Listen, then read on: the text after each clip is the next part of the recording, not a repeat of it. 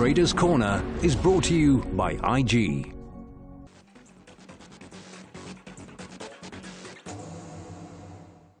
Welcome to Traders Corner. As always, I'm joined by Garth McKenzie, founder and editor of Traders Corner. Garth, welcome. Hi, Julieta. Garth, before we start talking about this week's trade and also reviewing last week's trade, which has worked out nicely, let's have a look at the bigger picture, because it possibly hasn't been as buoyant as the JSE would have hoped, given, of course, the stats debacle, but the market has been relatively resilient. It has been quite resilient. Certainly on the international markets, things have been quite resilient, and then on the local market also, we've been ticking higher. But it's been a rather frustrating week, a rather lackluster week locally. But let's quickly start by having a look at the bigger picture on the S&P 500. And this is very much the same chart that I showed last week. It hasn't changed a great deal, in fact, from last week. And what I really just wanted to point out again is the fact that this break above the lateral resistance here at 2120 was quite a bullish break for the S&P 500. Now, you can see if we look over a 5-day period, I mean, bear in mind this is a 5-day chart. So every candlestick, it's a daily chart rather, every candlestick pattern here represents 1 day's worth of trading action. You can see that certainly over the last 5, 6, maybe even 7 trading days, the S&P 500 has really gone nowhere. It's been trading in a very tight range, but it's staying up at these sort of elevated levels. But if you look at your stochastic oscillator, it is extremely overbought now, and that's that line in the bottom window of the graph there. And then up at the top here, you've got the RSI, the Relative Strength Index, and that's also fairly overbought at the moment. So I think, to me, what is probable is that at some stage we're going to see a pullback towards this 2120 area where the S&P 500 broke out. And then it'll be decision time to see whether that support level holds. Because previous resistance, as in the case of this 2120, once it gets broken, very often that will then act as support on a retest on the way back down. So I think given where we are, given how overbought it is, it wouldn't be unreasonable to expect a bit of a pullback from current levels. And the major support to watch will be that 2120 level. And what about the top 40? So the top 40 also has, it's not as strong as the S&P 500. We're not making new all-time highs. A big reason for this is the fact that the rand is strong against the pound particularly, and we've got a lot of dual-listed stocks, our heavyweight stocks, SAB Miller, BHP Billiton, British American Tobacco, and a couple of others that are heavyweights in our top 40 index. With the stronger rand, those stocks get held back to some extent. So it's no surprise, therefore, that the top 40 is not making new all-time highs. It's still a little way below the prior highs. But what you can see evident over here is that we've got this lateral support level at 45,000 through the bottoms there. And then up at the upper levels now, we've got this downward sloping trend, which goes back to the end of May. And that downtrend comes in just short of 47,000 or so on the top 40 index. So we seem to be struggling a little bit at that level at the moment, and we'll need to monitor that in the days ahead. What's quite notable for me is this negative reverse divergence, which is evident. So that's where your stochastic oscillator makes a higher high, yet your price action makes a lower high. So it's telling you that the market's more overbought on this rally than what it was on the previous rally. And often that setup does precede a little bit of a pullback. So let's see. I think the critical levels to watch for us now, from a support perspective, 45,000 is going to be important down at the lower levels, and then up at the upper levels here, 47,000 is important to monitor. But having said all that, it has been a fairly bullish week for the portfolio, and it was a trade that you entered last week already, Mr. Price. Yeah, 2 weeks ago. 2 weeks ago we went into this trade. Now, tell us what's happened, because it seems to have worked out as you wanted it to. It has worked out quite nicely. So this is the graph of Mr. Price that's up on the screen at the moment. And what I'd identified when we first went into this trade, and bear in mind we did this around about 2 weeks ago, we went in, we bought 450 CFDs at 211 Rand. Now you can see there's a large ascending triangle pattern over here. And that is indicated by this pattern of rising lows, which implies that there's buying interest at the lower levels. And then you've got these series of flat tops through around about 212 Rand here. Now, my expectation at this stage was that we were likely to see the market, or the share price rather, push out through that 212 Rand resistance, and that would be quite bullish.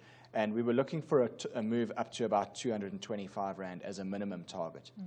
Now, if you have a look what's happened, it's got up there. It basically got very close to 225 Rand yesterday. Didn't quite reach that level, but looking at how overbought it is on the stochastic now, I felt it was prudent to probably lock in the profit that we've made. Let's not be greedy for the extra 90 cents, which was in this case. So I sold out at 224 Rand and 10 cents, and that realized us a profit of 5,497 Rand. So call it 5,500 Rand. Nice. So all in all, a good trade, and I guess another case of us just hitting singles and keeping the scoreboard ticking over. Yeah, I mean, not many sixes and fours this year, but in the context of a market that is hard to trade, this is great to have in the bag, isn't it? It certainly is great to have a couple of these small winners ticking over. And the critical thing, and I think what we've done right this year, and what we've always tried to do right on Traders Corner, is to keep the losses small.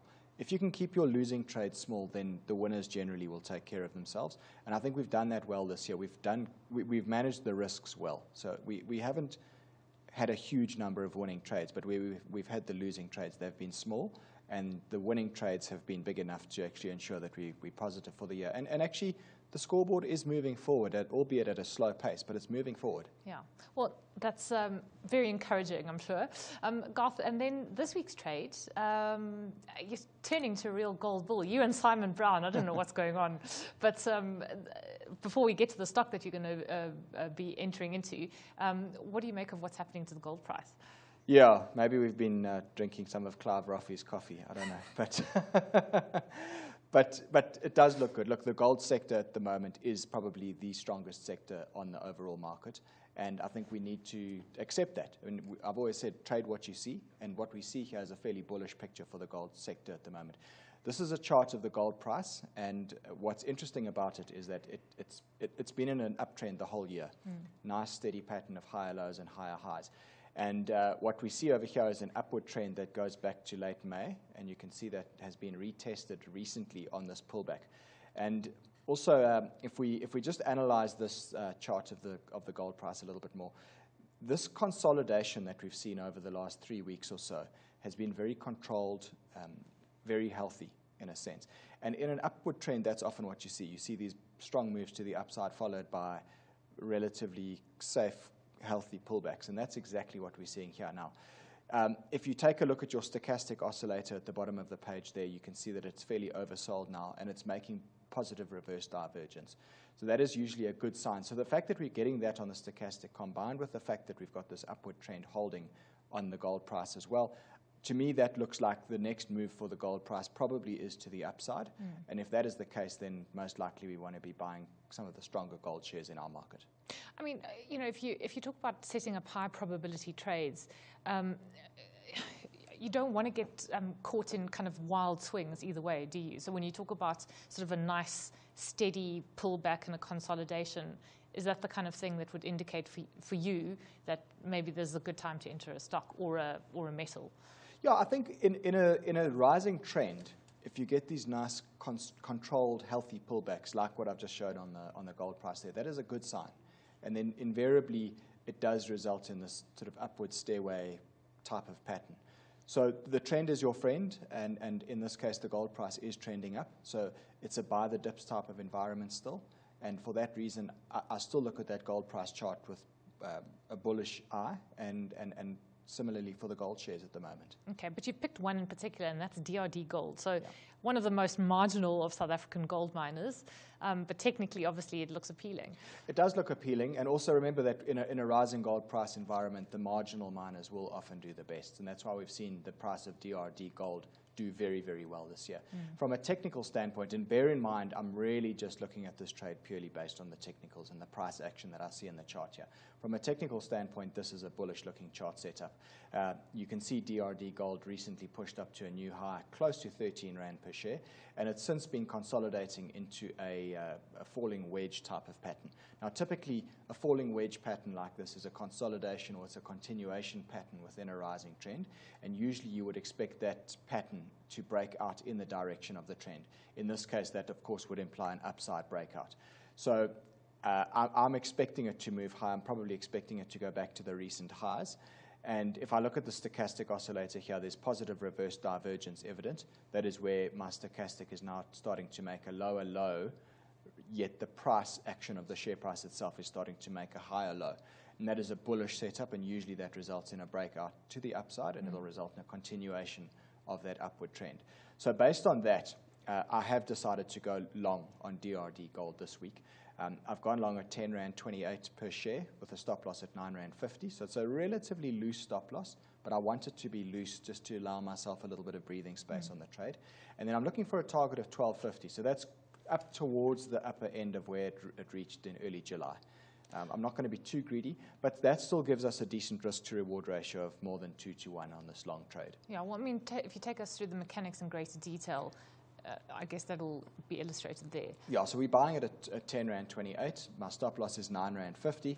That therefore means that my risk per share is 78 cents.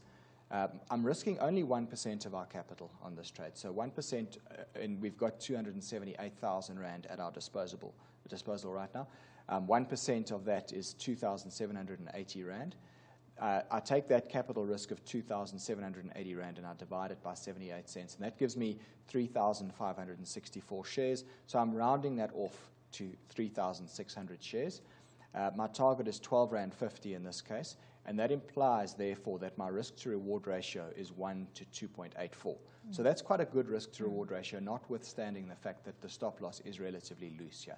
And is that also because you've kind of preempted a breakout? So if there were a breakout, then you would be sort of hanging onto the coattails, and that would obviously be a much narrower risk-to-reward ratio. That's right. If I waited for a breakout, there's a possibility that I would end up having to buy this share at a higher price, which would then negatively affect my risk-to-reward ratio. And keep in mind, DRD Gold can be a little bit illiquid at sometimes. I mean, not always, but there are days where it can be a little bit illiquid. So therefore, I would rather get on board and preempt a breakout, because I think if a breakout does happen, it's quite possible you could see this share up 5 or 10% in the day. It's not uncommon for DRD to see these big kind of moves. So on that basis, I would prefer to get in, preempt the breakout, because I know that that technical setup is quite bullish. And then at least if we do see a powerful break to the upside, I'm on board. If it doesn't happen and we get stopped out, well, we lose 1% of our money. Not the end of the world. Yeah. I mean, just maybe a last comment on the gold shares. Presumably you had a look at all the other gold shares on offer. And is DRD Gold, maybe one share that'll react more quickly than some of the others then to any move higher in the gold price? I think DRD will act quite quickly, but they all do tend to move in tandem with each other. It's just a question of which one moves the strongest. And DRD certainly is one of the strongest shares in the gold sector at the moment. From a technical perspective, the other one that caught my eye was Pan-African Resources as well, also looking very good and very similar setup to this DRD Gold. But if you look at Anglo Gold, Goldfields, Harmony, they all look quite good. Yeah. Okay, Garth, so what does the portfolio look like, given that it's you've had a couple of good runs recently? Yeah, we've made a couple of good runs. I suppose you can say it's been a good over for us. And so those are the recent trades that we've done. You can see we still sit with this option structure in the background, which runs out to the September futures closeout. Then that trade in Mr. Price we've closed out this week for a profit of 5,500 Rand. And now we've got our DRD Gold position where we long from 10 Rand 28. So all in all, our portfolio is up 11.3% for the year to date. Not shooting the lights out, but I think in the context of a difficult year, that's not too bad. Yeah. And then, Garth, to end off with something new, you're going to start a subscription service just to let people know what's on the show on a weekly basis. Yes. So my website, traderscorner.co.za, has been in place throughout the 7 years that we've been doing this TV show. But I'm very often asked by people, can't you tell us beforehand what you're going to be doing on the show? So what I've done is I've set up a free email subscription list, which people can subscribe to, and then you'll receive an email from me every Tuesday morning telling you what's going to be on the show for that week. So if you go to traderscorner.co.za and you have a look, there's actually a link in the middle of the page there where you can subscribe to that free weekly email. It's very simple. All we need is your email address. You'll get a verification email just to confirm that you want to subscribe. And then at any stage, if you want to unsubscribe, you can also do that. But subscribe to that, then you'll get a heads up in terms of what we're going to be discussing on the show every week. Yeah, useful. And you're not going to spam them, are you? No, not at all. You'll just get one email per week telling you what's going to be on the show. Okay, great. Garth, we will leave it there. Thanks as always for joining us. Garth McKenzie is, of course, founder and editor of Traders Corner.